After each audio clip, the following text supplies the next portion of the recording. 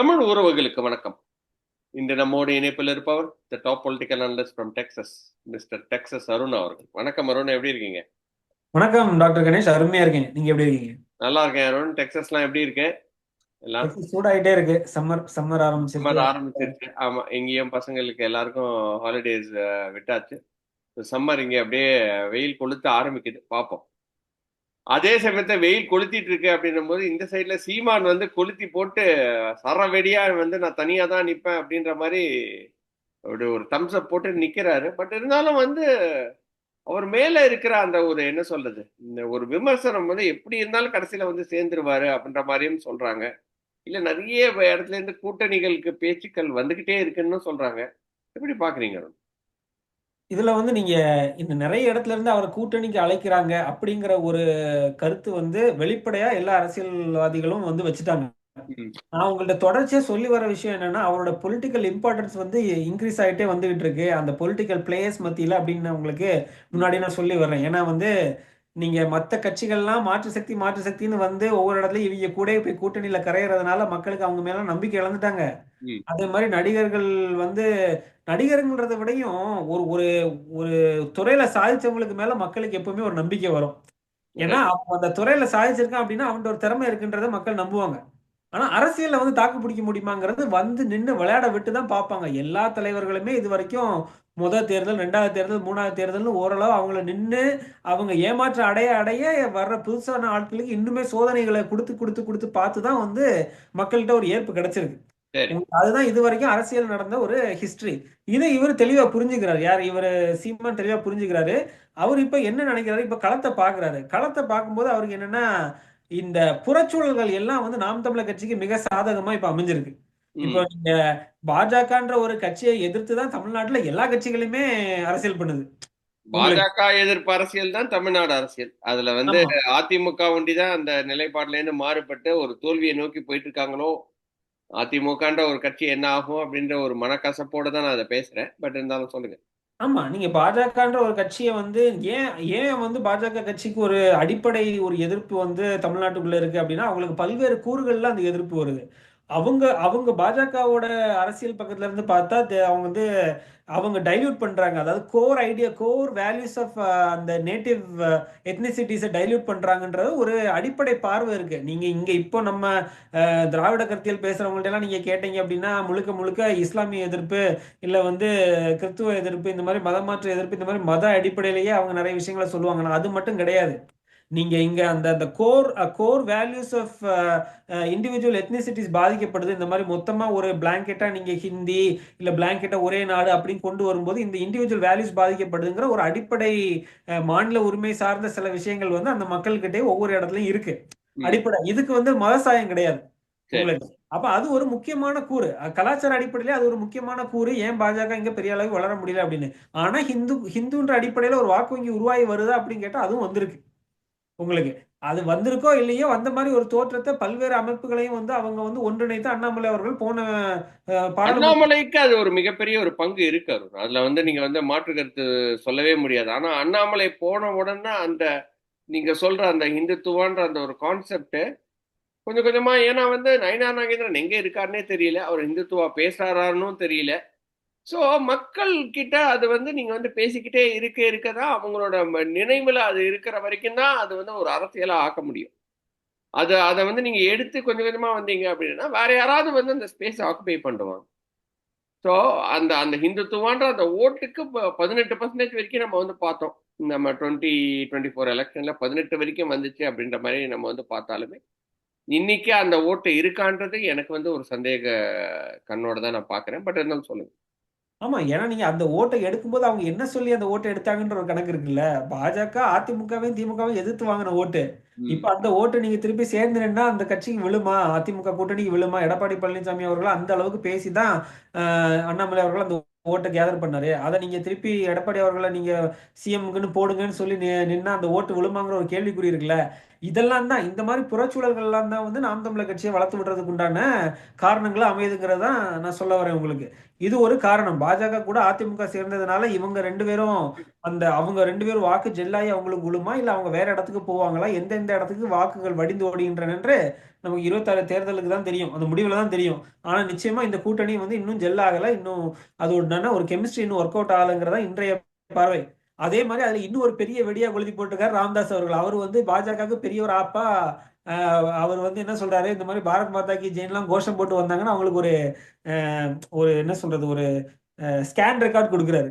அவர் வந்து உங்களுக்கு அதுல பாரத் ஏதோ மாதா கி ஜெய்ன்னு சொன்னாங்க, என்னெல்லாமோ என்னெல்லாமோ சொல்றாரு. ஆமா. ஆமா அவர் ம். வந்து ரொம்ப ஒரு ஏதோ அருவருக்கத்தக்க ஒரு விஷயம் மாதிரி அதை வந்து அவர் வந்து வெளிப்படுத்துறாரு உங்களுக்கு.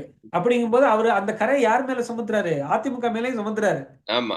கரெக்ட். அப்ப இது வந்து ஒரு தர்ம சங்கடமான நிலைமைக்கு எடப்பாடி அவர்களை தள்ளுது. ஏன்னா எடப்பாடி அவர்களுக்கு வந்து திமுக ஃபைட் பண்ணணும்னா கண்டிப்பா அவர் ராமதாஸ் அவர்கள் தேவை வட மாவட்டங்கள்ல நிச்சயமா. உங்களுக்கு. அப்ப அந்த இடத்துல வந்து இந்த மாதிரி சில விஷயங்கள் இதெல்லாம் தான் வந்து நாம் தமிழர் கட்சியை வந்து இந்த இடத்துல இம்பார்ட்டன்ஸை வந்து இன்க்ரீஸ் பண்ணுது உங்களுக்கு. ம். நீங்க ஓகே. நீங்க ஏன்னா இந்த இடத்துல நீங்க என்ன நினைக்கிறாங்க, இந்த மாதிரி நீங்க இதுவரைக்கும் வாக்கு போட்டுட்டு இருந்த கட்சி குடும்பத்தினர் எல்லாருமே பெரிய பெரிய அஹ், கட்சிகளான திமுக அதிமுக க்கு வாக்கு போட்டு இருந்த பேரண்ட்ஸோட பிள்ளைங்க தான் இப்ப கரைஞ்சு வேற கட்சிகளுக்கு போறாங்க. ம். புரியுதா? அப்ப அவங்க தான் வந்து என்ன என்ன என்ன மாறுறாங்க அப்படின்னா, திமுக ல இருந்து மாறுறாங்க, அதிமுக ல இருந்து மாறுறாங்க. அடுத்த கட்சி என்னன்னு பார்க்கும்போது அவங்களுக்கு ஈர்ப்புடைய கட்சியா மூன்றாவது அந்த மாற்று சக்திங்கிற ஒரு ஸ்பேஸ்ல இருக்கக்கூடிய கட்சிகளை தானே தேடுறாங்க. ம். அப்ப அப்ப அந்த இடத்துல வலுவா நிக்கிறது யாரு இப்போ? இப்ப சீமான் நிக்கிறாரு, விஜய் நிக்கிறாரு. விஜய் கடைசியா எங்க எக்ஸ்போஸ் ஆனார் அப்படின்னா, கமல்ஹாசன் விஷயத்துல. அதாவது தமிழுக்காக நான் மன்னிப்பு கேட்க மாட்டேன்னு நின்ன இடத்துல கமல்ஹாசன் நின்னாரு. எதிர் கேம்ப்ல நிக்கக்கூடிய மனுஷனா இருந்தாலுமே சீமான் அவர்கள் பிரச்சனையின் அடிப்படையில கமல்ஹாசனுக்கு ஆதரவா கருத்து தெரிவிக்கிறாரு.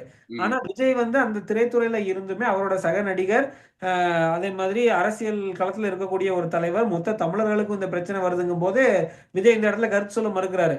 இது ம். திமுகவுக்கு இந்த இடத்துல இஷ்யூ கிடையாது. ஏன்னா அங்க வந்து பிறமொழியாளர்கள் கன்சல்டேஷன் அவங்களுக்கு ஹெவியா வர்றதுனால இந்த இஷ்யூ அவங்களுக்கு வந்து அட்ரஸ் பண்ண வேண்டிய இஷ்யூ இல்லைன்னு கடந்து போறாங்க.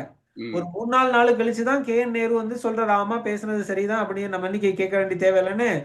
4 5 நாள் கழிச்சு தான் சப்போர்ட் வந்து பிரஸ் மீட்ல தான் வாலண்டியரா கொடுக்குறாங்களே தவிர அறிக்கை மாதிரி எதுவும் வரல. ஆனா இந்த இடத்துல அறிக்கையை கொடுத்து தமிழ் மொழியை டிஃபெண்ட் பண்ணது வந்து சீமான் அவர்கள், நாம் தமிழர் கட்சி. அப்ப இந்த மாற்று சக்திங்கிற இருக்க இடத்துல வந்து இவர் தான் அந்த கருத்தை சொல்லியிருக்காரு. விஜய் வந்து அந்த இடத்துல எக்ஸ்போஸ் ஆயிருக்காரு உங்களுக்கு. ஓகே. ம். இதெல்லாம் தான் புறச்சூழல். நீங்க இந்த இந்த பிரச்சனை எல்லாம் நடக்கும்னு யாராவது எதிர்பார்த்தாங்களா? இந்த விஷயம் எவ்வளவு பெரிய ஒரு தீப்பற்றி எரியும்னு யாராவது எதிர்பார்த்தாங்களா? ஆனா பாருங்க, அது ஒரு தமிழ் தேசியத்துக்கு உண்டான ஒரு பிரச்சனையா மாறுது. அது வந்து சீமான் அவர்கள் கருத்து சொல்ல வேண்டிய வருது. அவர் ஒருத்தர் மட்டும் தான் பாசிட்டிவ் ஸ்டாண்ட் எடுக்கிறாரு. கமலோட நிக்கிறாரு. ஆமா. விஜய் வந்து வளர்ந்து வர கட்சின்னும் போது அவர் ஒரு ஸ்டாண்ட் எடுத்து பேசியிருந்தாரு அப்படின்னா, ஒரு நல்ல ஒரு ரெசனேஷன் அவருக்கு கிடைச்சிருக்கும். நல்ல ஒரு இதெல்லாம் மிஸ் பண்றாருல்ல. இதெல்லாம் மிஸ் பண்றாரு. நிச்சயமா மிஸ் பண்றாரு.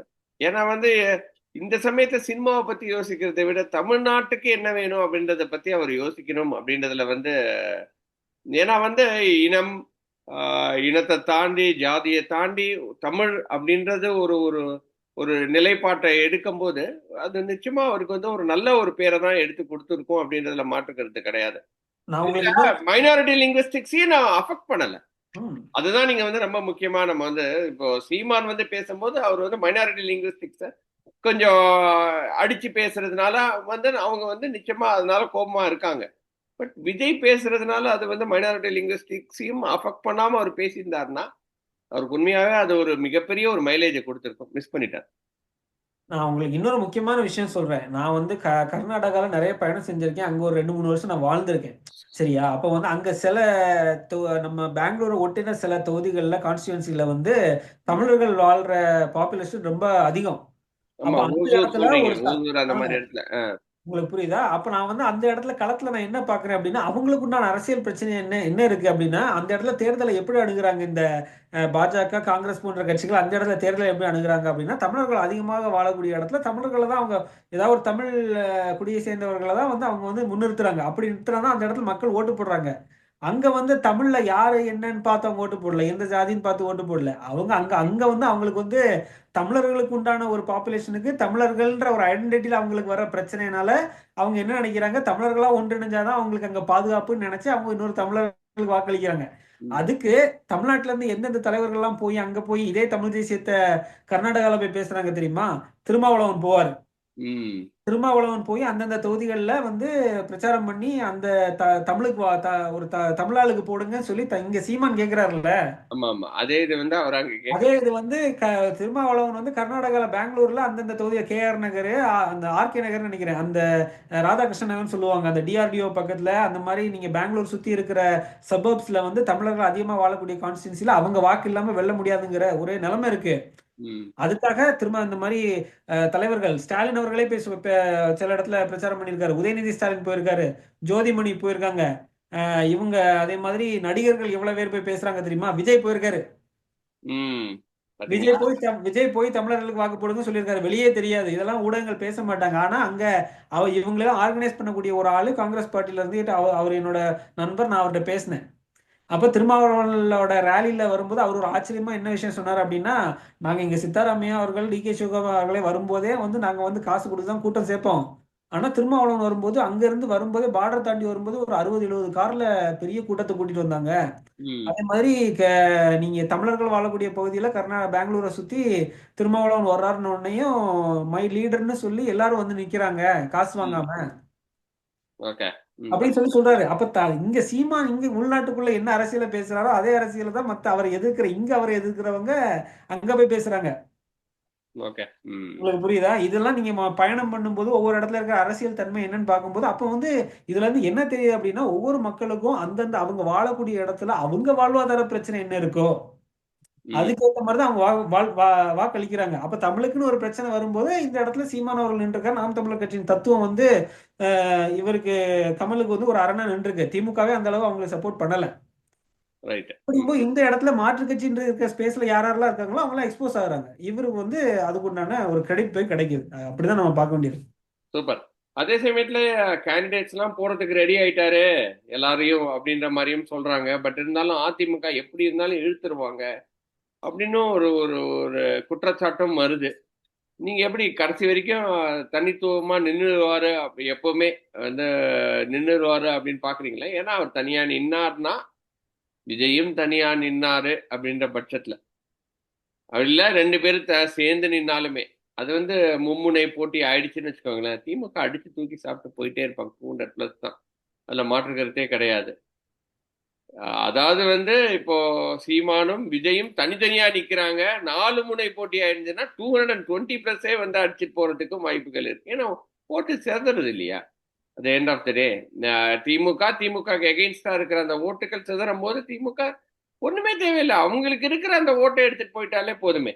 எப்படி சரி. பாக்குறீங்க? நீங்க விஜய் வந்து சீமான் அவர்கள் மேடையில என் தலைவர் பிரபாகரன் சொல்லும்போது விஜய் சொல்லுவாரா என் தலைவர் பிரபாகரன் சொல்லுவாரா? அது எப்படி சொல்லுவார்? சொல்லவே சொல்ல மாட்டார். மாட்டார்ல. அப்ப அந்த கூட்டணி அமையறதுக்கு வாய்ப்பே இல்ல. இதே காரணத்துக்காக மத்த எந்த ஒரு கட்சி கூடயும் சீமான் அவர்கள் கூட்டணி அமையறதுக்கு வாய்ப்பு கிடையாது. சரி. இல்ல பட் இருந்தாலும் யாருமே சொல்ல மாட்டேங்களே. இப்ப நீங்க வந்து என்னோட தலைவர் எம்ஜிஆர்னு வந்து சீமான் சொல்லுவாரா அதிமுகல சேர்ந்துட்டு இல்ல இல்ல அது சொல்லலைன்னா கூட பரவாயில்ல. சொல்லும்போது பக்கத்துல மேடையில இருக்கணுமே. ம். நீங்க கூட்டணிக்கு நீங்க பிரச்சாரம் பண்ண போவீங்க இல்ல வந்து மேடையில நீங்க போவீங்க. மேடையில பிரபாகரன் படம் இருக்கும்போது அங்க வந்து எடப்பாடி அவர்களும் சீமான் அவர்களும் திரும்ப இவர் நம்ம மோடி அவர்களும் விஜய் அவர்களும் ஒரே மேடையில இருப்பாங்க. பின்னாடி பிரபாகரன் படம் வைக்க விடுவாங்களான்னு கேக்குறேன். நிச்சயமா விட மாட்டாங்க. அது எப்படி விடுவாங்க? அதை எப்படி அவர் காம்ப்ரமைஸ் பண்ணிட்டு போவாரு? நீங்க சீமான் அவர்கள் நாடாரா இல்லாம தமிழரா ஏன் தெரியப்படுறாரு? ம். இன்னைக்கு வந்து அவர் தமிழ் தேசியத்தை பேசுறதுனால பிரபாகரனை ஒரு அவ்வளவுதான். லீடரா எடுத்து அதுதான் புள்ளிகள் இங்க மேட்ரு. அவரை வந்து ஒரு பொதுத்தள தலைவரை அடையாளப்படுத்தக்கூடியதே இந்த தமிழ் தேசியமும் அவர் எடுத்துக்கொண்டிருக்கிற தலைமையும் தான். நீங்க தப்பு சரிங்கிறதுல பல பேருக்கு பல விமர்சனம் இருக்கலாம். இது நம்ம நாட்டை சேர்ந்தவரா இவரு அப்படிங்கிற மாதிரிலாம் நிறைய விமர்சனங்கள் இருக்கலாம். ஆனா இந்த ஒரு தலைவரை அவர் குறியீடா எடுக்கிறதுனால தான் அவருக்கு மேல அந்த ஜாதி அடையாளம் படாம ஒரு பொதுத்தள தலைவருங்கிற ஒரு கட்டமைப்பு அவரை சுத்தி வருது. ம். உங்களுக்கு அதுவே அவருக்கு ஒரு பெரிய அரண். அதனாலதான் அவர் இல்லைன்னா அவர் என்னைக்கும் ரைட் ஆஃப் பண்ணிருப்பாங்க இந்த களத்துல. ஓகே. ம். இதனாலேயே தான் அவருக்கு வந்து எந்த ஒரு கட்சி கூட இவர் போய் நின்று மேடையை பகிர்ந்துக்க முடியாத ஒரு சூழ்நிலை இருக்கு. அவரு நீங்க இந்த போன இணைய எழுச்சி பொதுக்கூட்டத்துல நீங்க பாத்தீங்க அப்படின்னா பிரபாகரன் அவர்கள் படத்தை வந்து அவர் பேட்ச்ல போட்டிருந்தாரு அப்படின்னா அவர் நேரலையில காட்ட மாட்டாங்க. அவருக்கு வந்து அது வந்து அவரோட ரீச் பாதிக்குது அப்படின்னு சொல்லி அவர் என்ன பண்றாரு, அந்த இடத்துல பாலச்சந்திரன் அந்த பையனோட படம் பொறிச்ச பேட்சை குத்திக்கிறாரு. ம். அப்படின்னா அவர் என்ன மெசேஜ் சொல்ல அதுக்கு தடை இல்லை. ம். அவனை காட்டுறதுக்கு தடை இல்லை, நேர்ல காட்டுறது தடை இல்லைங்கிற. ஆனா இருந்தாலும் அந்த இடத்துல அந்த அழுத்தமான ஆழமான ஒரு கருத்து போய் சேர்ந்துருது மக்களுக்கு. யாரை ரெப்ரசென்ட் பண்றாருங்கிறது போய் சேர்ந்துருது. அதே நேரத்துல ஒரு லீகல் பிளாக்கேஜும் அந்த இடத்துல இல்லாம இருக்கிற மாதிரி அவர் பாத்துக்கிறாரு. ஸோ அவர் அதை சமரசம் பண்ணிக்கிறதுக்கு அவருக்கு இன்னை வரைக்கும் இப்ப நடந்த விஷயம் வரைக்கும் அவர் அதை சமரசம் பண்ணிக்கிறதுக்கு தயாரா இல்லை. அப்ப அந்த கொள்கையை வச்சிருக்கிற வரைக்கும் வேற யாரும் அவர் கூட வந்து ஒரே மேடை அந்த மாதிரி பகிர்ந்துக்க முடியாது. அது இவர் தலைமை ஏற்று வந்தாங்கன்னா, நீங்க பிரபாகரன் அவர்கள் நீங்க சொல்ல வேண்டாம். ஆனா சீமான தலைமை ஏற்று வந்தாங்க அப்படின்னா பண்றதுக்கு வாய்ப்பு இருக்கு பிற்காலத்துல. ஆனா அதுக்கு அவர் அதிமுக திமுக மாதிரி ஒரு பலம் வாய்ந்த கட்சியா தன்னை தகவமைச்சுக்கணுங்கிற பாக்குறாரு. அதுக்கு 26 பயன்படுத்திக்கிறாங்கிற ஒரு எண்ணத்துல அவரு பயணிக்கிறாங்கிறதா நம்மளோட பார்வை. அப்ப தனியா தான் நிப்பாரு 2026. அப்ப டிஎம்கே தான் திருப்பி வரப்போகுதுன்றதையும் நீங்க வந்து ஒத்துக்கணும் அப்படின்றதுதான் வந்து என்னோட. ஆமா, டிஎம்கே அவர் தான் சொல்றாரு. ஸ்டாலின் என்ன சொல்றாரு? எங்களுக்கு ப்ரோ இன்கம்பன்சி இருக்குன்னு சொல்றாரு. Bro incumbency right. நல்ல அவர் தானே மேடையில சொல்றாரு, எங்களுக்கு ஆன்டி இன்கம்பன்சி இல்ல, ப்ரோ இன்கம்பன்சி தான் இருக்க போகுது. ஏன்னா ஒவ்வொரு வீட்லயும் 2 பேரு 3 பேர் வந்து நம்ம திட்டங்களால பயனடைஞ்சிருக்காங்கன்னு சொல்றாரு. அந்த 1000 ரூபாய் திட்டத்தை பத்தி சொல்றாரு, பஸ் திட்டத்தை பத்தி சொல்றாரு, காலேஜ் போற பொண்ணுங்களை பத்தி சொல்றாரு. இவ்வளவு பேர் ஒவ்வொரு வீட்லயும் 3 4 பேரை நம்ம வந்து நம்ம திட்டங்கள் சென்றடையுது. ஒவ்வொரு வீட்லயும் 6000 ரூபாய் கிட்ட பயனடைகிறாங்க. அப்போ ப்ரோ இன்கம்பன்சி தான் வரும்ன்றாரு. நீங்க பக்கத்து மாநிலங்கள்ல இருக்கக்கூடிய மிடில் கிளாஸ் பீப்புள்கிட்ட கேளுங்க, நான் பேசியிருக்கேன். அவங்க என்ன சொல்றாங்க, உங்களுக்கு எல்லாம் காசு காசு கைக்கு வந்துருது. அந்த அந்த வகையில உங்க அரசாங்கம் ரொம்ப நல்லா செயல்படுது. உங்களுக்கு ஒரு மழை பெஞ்சு நஷ்டம் ஈடுனாலும் உங்களுக்கு காசு வந்துருது. சாராயம் குடிச்சு செத்தா உங்களுக்கு காசு வந்துருது. உங்களுக்கு அன்எம்ப்ளாய்மெண்ட் இருந்துச்சுன்னா அதுக்கு காசு வந்துருது. உங்களுக்கு 100 நாள் வேலை திட்டத்துக்கு காசு வந்துருது. எல்லாத்தையுமே காசு உங்க வங்கியில வந்து விழுந்துருது. எங்களுக்கு அப்படி வர மாட்டேங்குது அரசாங்கத்துல இருந்து அவங்க சொல்றாங்க. உங்களுக்கு அவங்க லாரி ஓட்டுறவங்க என்ன சொல்றாங்க, தமிழ்நாட்டுல சாலை வசதி ஹைவேஸ் நல்லா இருக்கு, வந்து கொஞ்சம் விரிவடைஞ்சிருக்கு. இங்க வந்து கேரளாக்குள்ள அந்த மாதிரி இல்லை அப்படிங்கிற ஒரு கம்ப்ளைண்ட். ஸோ நிறைய செக்டார்ஸ்ல மற்ற அதனால தான் நீங்க தொடர்ந்து பாத்தீங்கன்னா ஸ்டாலினை வந்து சிறந்த முதலமைச்சர்னு இண்டெக்ஸ்ல தான் வர்றாரு அவரு. Right, okay. அது என்ன பண்ண முடியும்? அதுதான் வந்து அவரோட வெற்றியும். நீங்க சொன்ன மாதிரி பெரிய அட்மினிஸ்ட்ரேட்டர் இல்லைனாலும் நல்ல அரசியல்வாதி அப்படின்னு சொல்றதுக்கு. ஆமா, இவ்வளவு ஊடகங்கள் நார்த் இந்தியன் மேகசின் வரைக்கும் உங்களுக்கு சிறந்த சீஃப் மினிஸ்டர்ங்கிற number 1 chief minister in India அப்படிங்கலாம் கொடுக்காங்கன்னா அவங்க சும்மா கிரெடிபிலிட்டி இல்லாம அப்படி கொடுத்துட மாட்டாங்கல்ல. ஆமா, நிச்சயமா. அப்போ வந்து திட்டங்களின் அடிப்படையில இந்த மாதிரி செயல்பாட்டின் அடிப்படையில போயிருக்கு. இருந்தாலும் பிடிஆர் சொன்ன விஷயங்களும் இருக்கு. நான் வந்து அதான் நான் சொல்ல வரேன். இந்த மாதிரி ஒரு நம்ம கண்ணு முன்னால் நடக்கக்கூடிய பல விஷயங்கள் நமக்கு தெரியுது. அது போக அவர் வந்து மீடியாவையும் மேனேஜ் பண்றாரு. பொலிட்டிக்கல் கிளைமேட் அவருக்கு ஆதரவா இருக்குன்றதுனால இங்க சீமான் அவர்களுக்கு இந்த இந்த 26 தேர்தலுங்கிறது வந்து அவரை வலுப்படுத்திக்கிற ஒரு தேர்தலாக தான் இருக்குமே தவிர, திமுகவை வந்து ஆட்சியில இருந்து கீழே இறக்கணும், அதுக்காக எந்த ஒரு சமரசத்தையும் செஞ்சுக்கலாம் அப்படிங்கிற ஒரு கட்டத்துக்கு நாம் தமிழர் கட்சி போகுன்றது எனக்கு நம்பிக்கை இல்லை. சரி, ரொம்ப ரொம்ப நன்றி நம்மளோட கொஸ்டின்ஸ் எல்லாம் ஆன்சர் பண்ணதுக்கு. ஏன்னா வந்து நீங்க சொல்ற மாதிரி அரசியல் சூழ்நிலைகள் மாறிக்கிட்டே தான் இருக்கு. பாட்டாளி மக்கள் கட்சி நீங்க சொன்ன மாதிரி என்ன பண்ண போறாங்க, நாம் தமிழர் இப்ப தனியா நிக்கிறாங்க அப்படின்னும் போது என்ன மாதிரி அது விளைவுகளை ஏற்படுத்தும். அதிமுக பாஜக அது ஒரு தனியா அவங்க வந்து தனியா இருக்காங்க, பாட்டாளி மக்கள் கட்சி போய் சேர போறாங்களா? தேமுதிக என்ன சொல்றாங்கன்னா இன்னைக்கு திடீர்னு திமுகவோட சேருவோம் அப்படின்ற மாதிரி ஒரு ஒரு தோரணை எல்லாம் தெரியுது. இப்படி போயிட்டு இருக்கிற பட்சத்துல 2026 ஒரு நல்ல ஒரு களமா தான் அமையும். கரெக்டா 1 இயர் கூட இல்லை, இப்போ 8 9 மாசம் தான் இருக்கு. நம்ம பேசிக்கிட்டே இருப்போம். வாரம் வாரம் பேசுறதை விட இனிமேல் ஒரு 3 நாள் 4 நாளைக்கு ஒரு வாட்டி பேசுவோம். வரும் பேசி எப்படி இருக்குன்னு பார்ப்போம். நிச்சயமா இன்னொரு வீடியோவில் சந்திக்கிறேன். அதுவரை நன்றி, வணக்கம். வாழ்க வளமுடன்.